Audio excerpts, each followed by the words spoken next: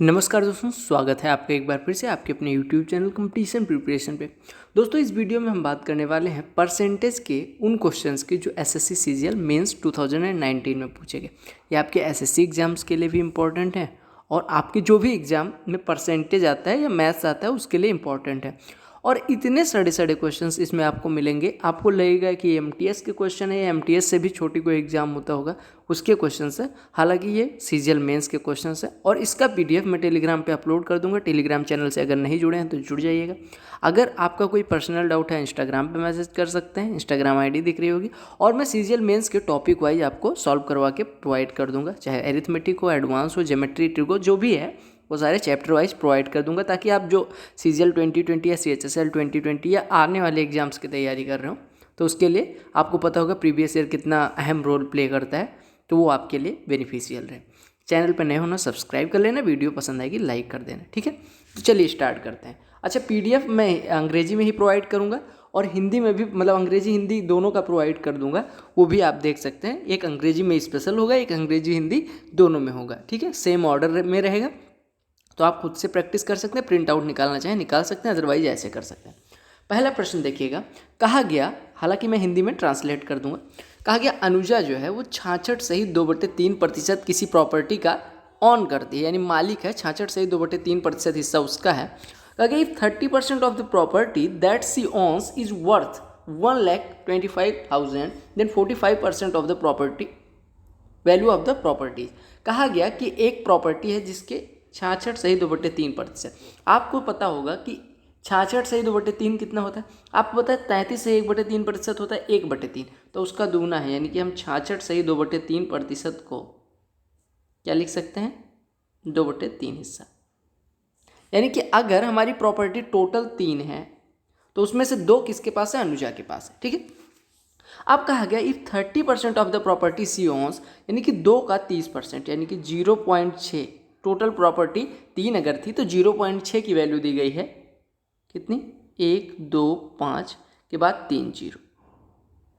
समझ में आया ना। मैंने कहा कि सर अगर 3 प्रॉपर्टी थी तो वो उसका 2/3 हिस्सा ऑन करती है, कौन, अनुजा। यानी अनुजा के पास अगर कुल प्रॉपर्टी की बात करूँ तो वो कितनी है, 2 है।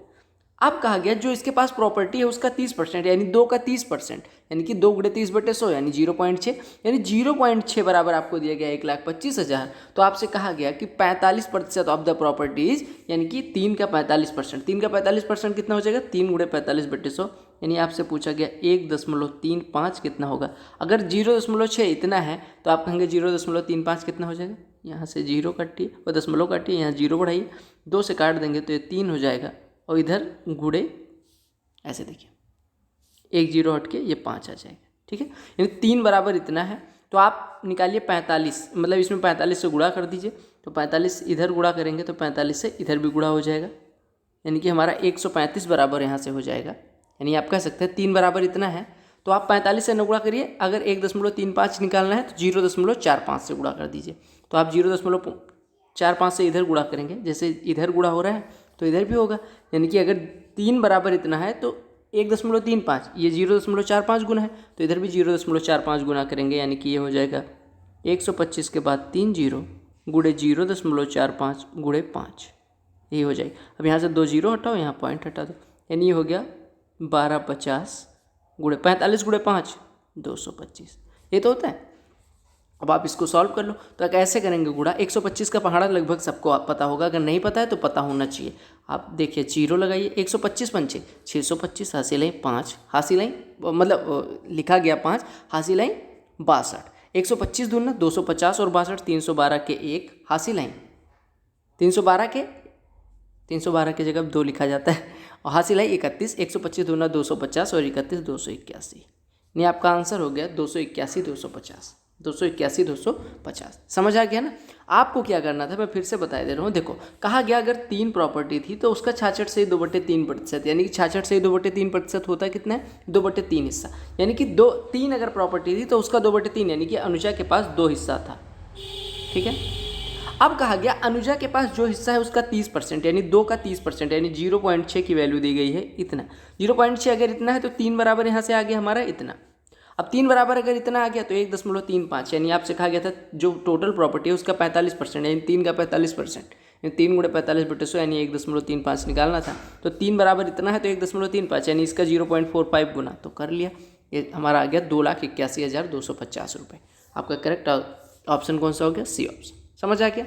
अगले प्रश्न पे आते हैं। कोई दिक्कत तो नहीं होगी ना, कैलकुलेशन ही था। अगला प्रश्न देखिएगा, कहा कि a certain number of students from school x appeared in an examination and 30% students failed. 150% more students than those from school X appeared in the same examination from school Y. If 80% of total number of students who appeared from X and Y passed, then what is the percentage of students who failed from Y? कहा गया कि किसी परीक्षा में X से, मतलब दो विद्यालय हैं X और Y, जिसमें X से कुछ छात्र शामिल हुए, Y से जो छात्र शामिल होते हैं वो X के छात्रों की संख्या में 150% ज़्यादा है। यानी कि एक विद्यालय X से कुछ छात्र शामिल होते हैं किसी परीक्षा में, मान लो ऐसी परीक्षा है जिसमें कई स्कूल के स्टूडेंट्स पार्टिसिपेट कर सकते हैं, तो X से कुछ छात्र है और फिर Y से जो छात्रों की संख्या है वो X के छात्रों की संख्या के तुलना में 150% ज़्यादा है, शामिल हो जाते हैं। अब कहा गया कि जो टोटल स्टूडेंट्स शामिल हुए उसमें से 80% पास हो गए, 80% पास हो गए। तो आपसे कहा कि Y से अनुत्तीर्ण, यानी Y के कितने स्टूडेंट्स अनुत्तीर्ण हुए, कितने प्रतिशत स्टूडेंट्स Y विद्यालय के अनुत्तीर्ण हुए। अब देखिएगा, देखो X विद्यालय से हम मान लेते हैं 2 या ऐसी संख्या मानिए, मान लीजिए 100 स्टूडेंट्स, 100 ना मानिए 200 मानिए क्योंकि 150% निकालना आसान हो, यानी X से मान लो 200 स्टूडेंट्स भाग लेते हैं और यहाँ पे लिखते हैं पास, यहाँ पे लिखते हैं फेल, ठीक है। और कहा गया कि X से जितने स्टूडेंट्स पार्टिसिपेट करते हैं उसका 30% फेल हो जाते हैं। 30% फेल होने का मतलब 60 फेल हो गए, 200 का 30% 60, ठीक है। अब विद्यालय Y की बात की गई, कहा गया विद्यालय Y से क्या होता है, 200 से 150% ज़्यादा, 200 से 150% ज़्यादा, यानी कि 200 प्लस 200 का 150%, यानी 200 का 1.5 गुना 300, तो 200 प्लस 300 यानी कि Y से 500 स्टूडेंट्स भाग लेते हैं। हमें नहीं पता कितने पास होते हैं कितने फेल होते हैं, ठीक है, हमें अभी कुछ भी नहीं पता है, ठीक है। अब कहा गया कि अगर X और Y से शामिल होने वाले कुल स्टूडेंट्स का, X और Y से कुल मिला के कितने शामिल हुए, 200 प्लस 500 700। कहा गया अगर टोटल स्टूडेंट्स का कितना पास होता है, 80% पास हो जाता है। कहा गया if 80% of total number of student who appeared from school X and Y passed, यानी कि 700 का 80% पास हो गए। 80% पास होने का मतलब 700 का 80%, यानी 700 गुणे 80/100 यानी कि 560। आपको पता है 200 में से फेल 60 हुए थे तो पास कितने हुए थे, 140। 140 इधर पास हैं, कुछ Y से पास हुए, टोटल 560 हो गया। यानी कि आप कहेंगे कि X विद्यालय से 140 पास हुए, दोनों से मिला के 560 पास हुए, तो Y से कितने पास हुए, 560 माइनस 140 यानी कि 420।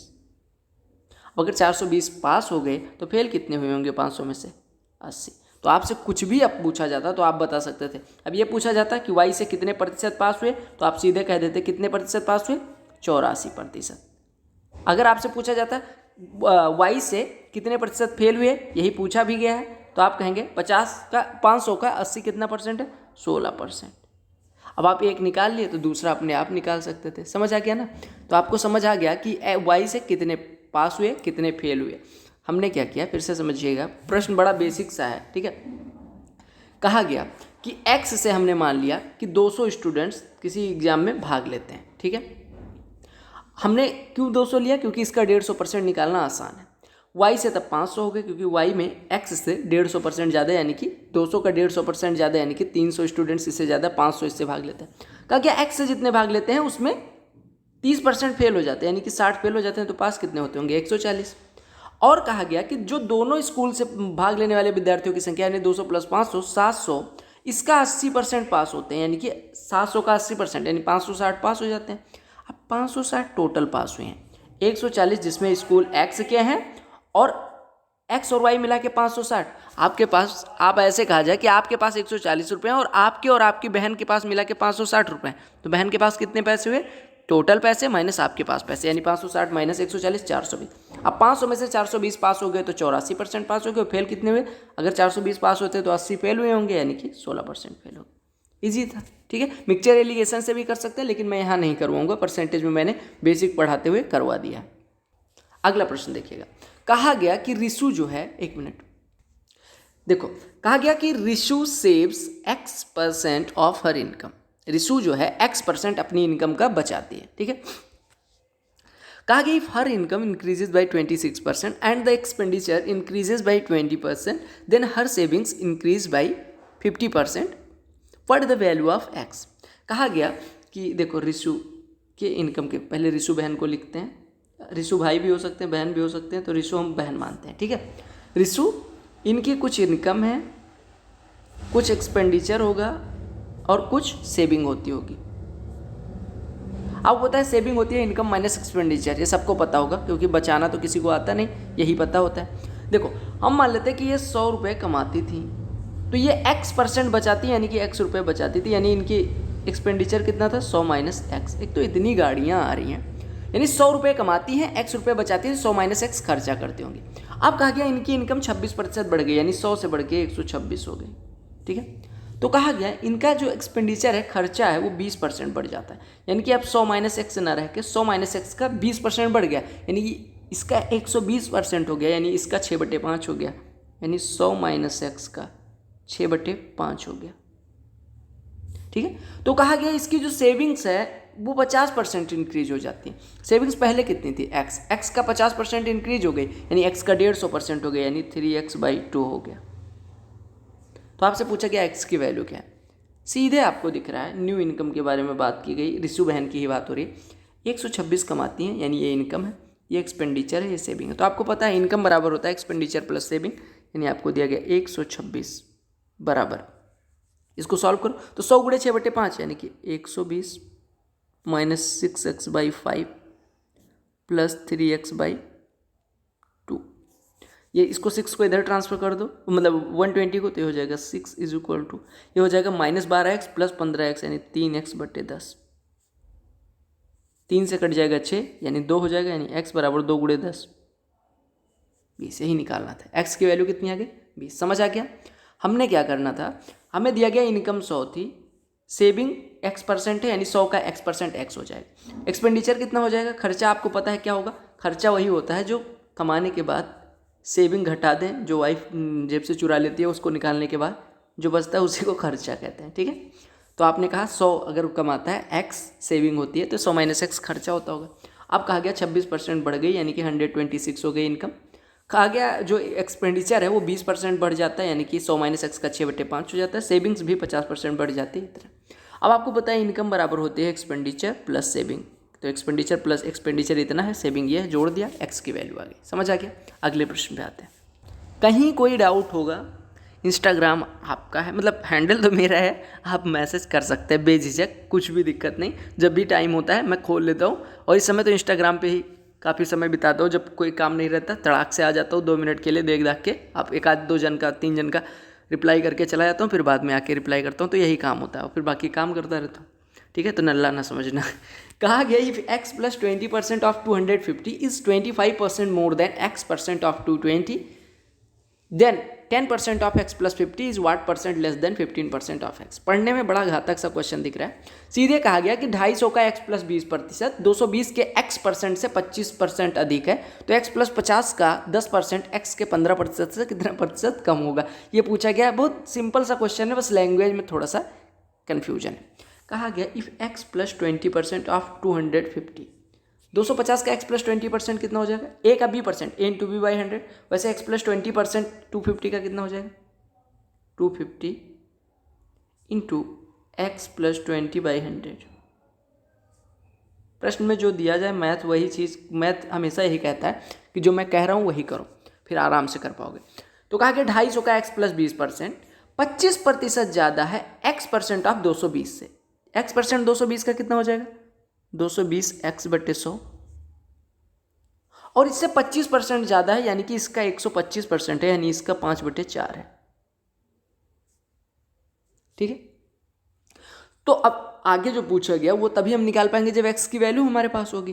तो x की वैल्यू देखो कुछ इस प्रकार से निकल के आ गई, 100 कट गया, 5 से ये कट के कितना हो गया, 50 हो गया, ये 0 से ये 0 कट गया, 4 का इधर गुणा हो गया, यानी कि 20 इंटू एक्स प्लस 20 बराबर ये कितना हो गया 22x, यानी कि 20x इधर 22x इधर, यानी 2x इज इक्वल टू 400, यानी x इज इक्वल टू कितना हो गया 200। ये तो हो गया x इज इक्वल टू 200। अब आपसे कहा गया कि 10% ऑफ x प्लस 250 यानी सॉरी x प्लस 50 यानी कि 250, यानी कि 10% ऑफ 250 का 10% कितना हो जाएगा 250 का 10वां हिस्सा यानी कि 25, क्योंकि 25 is what percent less than 15% of x, यानी कि 25 जो है वो 25% of x, 15% of x, 15% of 200 कितना हो जाएगा, 200 का 1% 2 तो 15% 30, यानी कि कहा गया 25 जो है वो 30 से कितना प्रतिशत कम है।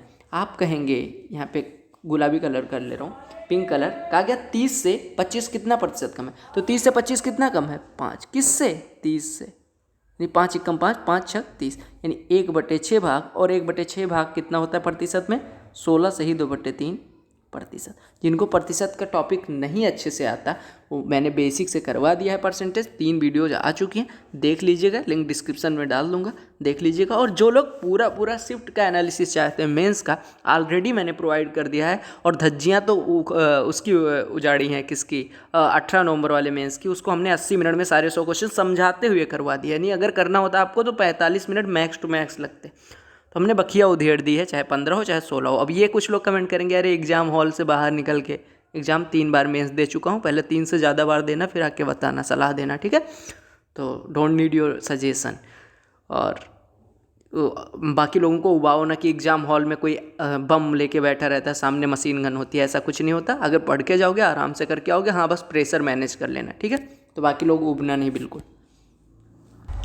कहा गया A is 80% more than B and C, अच्छा सॉरी, कहा गया A is 80% more than B and C is 48 4/7% less than sum of A plus B, by what percent is C less than A।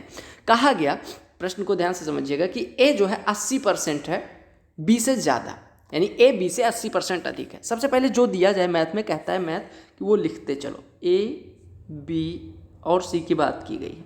अगर A जो है B से 80% ज़्यादा है, यानी हम कह सकते हैं B अगर 100 है, सीधे 100 मान लिया करो, तो A इससे 80% ज़्यादा यानी 80 ज़्यादा, यानी ये 180 है। और कहा गया C जो है वो 48 सही 4/7% कम है, किससे, A और B के योग से। आपको पता होगा कि 48 सही 4/7% कितना हो जाएगा 4/7, नहीं 1 मिनट, 24 सही 2/7 कितना होता है, या हम कहें 12 सही 1/7 कितना होता है, ये हो गया 14।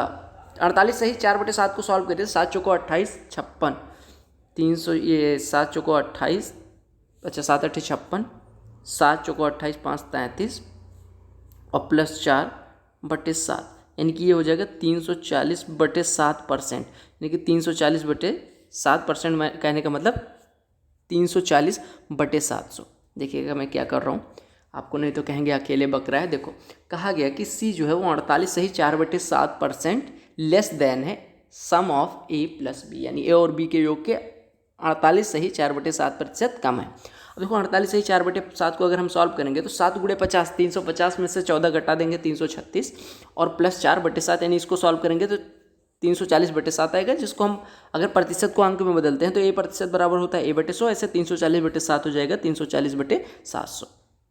7 8 56, 7 चौको 28 5 33, ठीक है, ये कट गया ये कट गया, यानी कि ये 17/35 लिखा हुआ है। यानी कि आपसे कहा गया मेरे भाई कि जो C है वो A और B के योग से 17/35 हिस्सा कम है। 17/35 हिस्सा कम होने का मतलब कितना है, 1 में से घटा लो, यानी 1 - 17/35, यानी ये है 18/35, यानी A और B के योग का 18/35 है, यानी कि 18/35 होने का मतलब 280 का कितना 18/35, 18/35, तो 35 से इसको काटोगे तो ये 8 आ जाएगा, क्योंकि 35 चौको 140 उसका दूना है तो ये 8 हो जाएगा, और 8 × 18 कितना हो जाएगा 144, यानी C कितना है 144। अब आपसे पूछा क्या गया, आपसे कहा गया by what percent is C less than A, यानी कि C जो है वो A से कितना प्रतिशत कम है। तो यहाँ पे देखिएगा C किससे, A से कितना कम है, आप कहेंगे 180 - 144 यानी कि 36, तो कौन कौन कहा गया? सी। कितना कम है? 36। किससे? ए से, तो ए बट्टे में आ जाएगा। 36/180, 36 इकोनॉम 36, 36 पंचे 180, 1/5 बराबर कितना होता है? 20%। समझ आ गया ना? अगर नहीं समझ आया फिर से समझ लो एक बार। देखो, कहा गया कि ए जो है 80%, बी से ज़्यादा है। इतना अगर नहीं समझ में आया तो भाई फिर परेशानी डॉक्टर का दिखाओ, डॉक्टर को नहीं दिखाओगे तो समझ नहीं आएगा। देखो, बी अगर 100 है तो इससे 80% ज़्यादा, यानी इससे 80 ज़्यादा है, ए 180 हो गया। अब कहा गया कि जो सी है वो ए और बी के योग, ए और बी का योग यानी 280 से 48 से ही 4/7% कम है। 48 से ही 4/7% कहने का मतलब हम इसको मान सकते थे 51 से ही 3/7% है। 51 से ही 3/7% को अगर हम सॉल्व करते तो ये कितना आता? 360/7, यानी 360/7 कहने का मतलब ये हमारा हो जाता ए प्रतिशत बराबर होता है A/100, तो 360/7 हो जाता 36/70, यानी कि 18/35। यानी कि जो सी है वो 280 का 18/35 है। हमने सॉल्व किया, यानी ये 144 हो गया। सी 144 है। अब यही पूछा गया था कि जो 144 से 180 से कितना प्रतिशत कम है? आप कहेंगे 180 - 144 यानी 36/180 × 100 कितना आ जाएगा? 20%। अगला प्रश्न देख लो। कहा गया if A is 40% less than B and C is 40% of sum of A plus B, what is by what percent is B greater than C. ये वही पिछला वाला प्रश्न है। देखो, कहा गया ए जो है, बी जो है और सी, इनका रिलेशन दिया गया है। कहा गया ए जो है 40% कम है बी से, यानी बी अगर 100 है तो ए इससे 40% कम, यानी कि 40 कम, यानी ए 60 हो जाएगा। ये इतना गंदा लैंग्वेज लिखते हैं। देखो, मैं पढ़ने, आप भी पढ़ोगे तो कहा ऐसे पढ़ोगे, if A is 40% less than B and, अब यहाँ पे कॉमा दे देना चाहिए कि A is 40% less than B, ये एक सेंटेंस हो गया। फिर कहा गया and C is 40% of the sum of A plus B, ऐसे पढ़ना चाहिए। अब हम क्या पढ़ लेते हैं, if A is 40% less than B and C. अब हम यहाँ तक कौन कहेगा भाई कि ब्रेक लगा दो? तो वही चीज़ होती है, क्वेश्चन की समझ, लैंग्वेज की अगर समझ है तो एक बार में पढ़ जाते हो, कंप्रीहेंड कर जाते हो, अदरवाइज टाइम लगता है। अब देखिए, यानी कि जो हमारा ए है वो बी से 40% का हमने लिख लिया, और कहा कि सी जो है वो 40% है ए और बी के सम का। ए और बी का सम कितना हो गया? 160। 40% बोले तो कितना होता है? × 40/100 कह सकते हैं या 2/5 कह सकते हैं। 2/5 हम कर देते हैं, 5 से कटेगा 32, 32 दूना 64, यानी सी 64 है। तो आपसे कहा गया कि by what percent is B greater than C, यानी कि बी जो है वो सी से कितना ज़्यादा है, कितना प्रतिशत ज़्यादा है? तो बी कितना ज़्यादा है? 36। किससे? सी से, यानी कि आप कहेंगे 36 किससे? 64 सी से। आप ये ध्यान रखिएगा किस पे प्रतिशत निकालना है, तो आप कहेंगे सी किससे तुलना की जा रही है, यानी बेस सी होगा, यानी 36/64 × 100, यानी कि आप ऐसे कह सकते हैं कटेगा किससे? 4 × 9 = 36, 4 × 16, 1/16 कितना होता है? 1/16 कितना होता है? 1/16 होता है 6 से ही 2/3%, तो 9/16 हो जाएगा, 9 × 6 = 54, और 54, और ये कितना हो जाएगा भाई? 54 और ये 6 56 कितना हो जाएगा? देख लो, 56 कुछ समथिंग आएगा, यानी 9/16 को प्रतिशत में बदल लीजिए, × 100 लगा दीजिए, तो ये आप कहेंगे 4 × 16, 4 × 25 यानी कि ये हो जाएगा आपका 225/4, यानी कि ये हो जाएगा 56, 224, 1/4%। समझ आ गया ना? 9 × 25 225, 4 से भाग करेंगे 4 × 5 = 25, 4 × 6 = 24, 1/4%। अब यहाँ पे ये भी देख सकते थे कि 5 है, तो यानी 4 से डिवाइड करने पे शेष पहले एक ही देगा, एक ही में एक आ रहा था, बाकी सब खत्म। ठीक है, अगले प्रश्न पे आते हैं। ये प्रश्न में कुछ नहीं था, बस यहाँ पे थोड़ा सा आपको समझना ये है कि ये प्रश्न को मैंने सही से टाइप नहीं किया है। यहाँ पे देखिएगा, ये जो बटे लगा हुआ है ये पूरे के बटे है, यानी ऊपर वाला टर्म आपको अंश इतना है, हर इतना है, बस इतना समझना था। तो चलो सॉल्व करो। परसेंट मतलब देखो, यहाँ पे एक चीज़ मैं बता रहा हूँ, A% बराबर होता है A/100, तो ऐसे लिखते चलो डायरेक्ट। आप कई बार गलती क्या करते हो, % में पहले प्रश्न उतारते हो, फिर करना मतलब चालू करते हो तो समझ ज़्यादा लग जाए। 25% बोले तो 1/4। अब जिसको आता होगा प्रतिशत का जो बेसिक मैंने कहा है कि आप रट लो, तो आप कर लेंगे। 50% यानी कि 50% 1/2, 30% 3/10 ऑफ 150। ये शायद 16 तारीख को आया हुआ था, मुझे जहाँ तक याद आ रहा है, पता नहीं एग्जैक्ट याद है नहीं। 40% कितना हो गया? 2/5, 2250। ऑफ मतलब होता है इंटू करते चले जाओ, कट गया? ठीक है, अब काटो पीटो जो भी कट पीट रहा है। 15 से काट दो पहले इसको, 15 से कटेगा 15 दे देगा, 0 आ जाएगा, 5 से कटेगा 30 हो जाएगा। ठीक है, 3 से कटेगा 10 हो जाएगा, यानी आपका ओवरऑल आ रहा है 1/4 4 दूनी 8 दूनी 16 धाम में 160 यानी 1/160। और आपको मैंने बताया कि अगर भिन्न में 1/2 हो तो उसका प्रतिशत मान कितना होता है, गुणे 100 कर लिया करो। सारे ऑप्शन प्रतिशत में दिख रहे हैं तो इसको गुणे 100 कर लो। 20 × 8 160, 20 × 5 100। डिवाइड करोगे, आपको पता है 5/8 यानी कि पॉइंट लगाओगे तो 50 हो जाएगा। 8 × 48, 2 20, 8 दूनी 16, 8 × 5 40 यानी 0.625%। या आपको 1/8 का अगर याद रहा हो तो आप 5/8 कर सकते हैं। समझ आ गया। अगले प्रश्न पे आते हैं। कहा गया रेणु जो है वो 20% अपनी आय का बचाती है। वही वाला प्रश्न है x% वाला, तो हम सीधे रेणु बहन को लिखते हैं यहाँ पे रेणु। अच्छा, रेणु एक राइटर थी, उनको हमने पढ़ा है, शायद थे फणीश्वर चंद्र रेणु ऐसे करके पूछते। ठीक है, हम कहते हैं सर ये इनकम है, ये इनकी सेविंग है और ये इनका एक्सपेंडिचर है। ठीक है, एक्सपेंडिचर की स्पेलिंग आती है लेकिन जगह नहीं है ना। कहा गया अगर 100 रुपये ये कमाती हैं तो 20% अपनी इनकम का बचाती हैं, यानी ये 20 बचा लेती हैं, यानी खर्चा कितना करते होंगे, 80। ठीक है, कहा गया इनकी जो इनका एक्सपेंडिचर है वो 20% बढ़ जाता है, यानी 80 से 20% यानी 16 बढ़ जाता है, यानी अभी 96 हो जाता है। और कहा गया इनकम 29% बढ़ जाती है, यानी 100 न रह के 129 हो जाती है। तो कहा गया सेविंग कितना, 129 कमाती है और 96 खर्चा कर देती है, यानी बचाती कितनी है, 33। पहले 20 बचाती थी, अभी 33 बचा रही है, यानी कितना बढ़ा, 13। 20 का कितना परसेंट है, आप कहेंगे देखो 20 का 1% मतलब 20 का 5% होता है 1, या हम कहें 1 जो है 20 का 5% है तो 13 कितना हो जाएगा, 13 × 5 यानी कि 65%। 65%। तो कितना सेविंग बढ़ गई, 65%। ये प्रश्न पिछले 700 सालों से आ रहा है एसएससी में, और देख लो ये क्या कहता है प्रश्न। कहा गया if A's income is 60% less than B's income, then B's income is what percentage more than A's income. ये कौन कह रहा है, इनसे मेंस में पूछो लेकिन ये टीसीएस वाले पागल हुए पढ़े। ए और बी के बारे में बताया गया। कहा गया ए की इनकम 60% कम है बी की इनकम से, यानी 200 कमाता है, इससे 60% कम यानी 40%, यानी 40। अब कहा गया कि बी की इनकम जो है कितना प्रतिशत ज़्यादा है ए की इनकम से, बताओ। बी की इनकम ए की इनकम से कितना प्रतिशत ज़्यादा है, यानी 40 से 100 कितना ज़्यादा है, आप कहेंगे 60 ज़्यादा है। और 60-40 का कितना प्रतिशत है, सबको पता है 6/4 यानी कि 3/2 हो जाएगा। और 3/2 कहने का मतलब कितना हो जाएगा, अरे 3/2 कितना होता है, 150%।